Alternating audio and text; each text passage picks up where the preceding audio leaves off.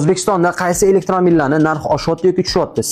Seagull turibdi. Silan 7. Silan 7 hozir chiqadi-yu, uniki ham turibdi joyi. Li endi hozir tushdi desam, odamlar noto'g'ri tushunishadi, lekin Li'ni narxi tushgan sababi Li 9 Livis chiqdi-da. Kecha narx ko'rdim, zo'r narx. Rusifitsirovanный ekan. Ya'ni rus tilisi ham bor, Yandex anaqalari ham bor, reklama bo'lib ketdi-ku. Lekin o'sha Li 9 Livis chiqqani hisobiga Li 9 tushdi-da. Chazorlandik. Chazor tushdi ozgina. So'ng plus. So'ng plus oshdi, o'zimizda ham narx oshdi. Gakayonlandik. Oyoq mushukka oshdi, sababi talab ularga ham yuqori. Zikr 9X'larniki. Zikr 9X hype o'tib ketdi, narxi stabilizatsiya.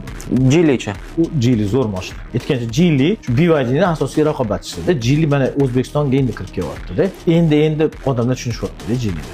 Yuvanapchi. Narxi oshyapti, faqat oshyapti. Imina bozorda bizda emas, bizda o'sha 266 million 700, lekin rassrochkani hisobiga o'zimizda ham yo'q. Odamlar kutishyapti, raqbat tushayotganiga endi oldindagi 1 yil mas'ul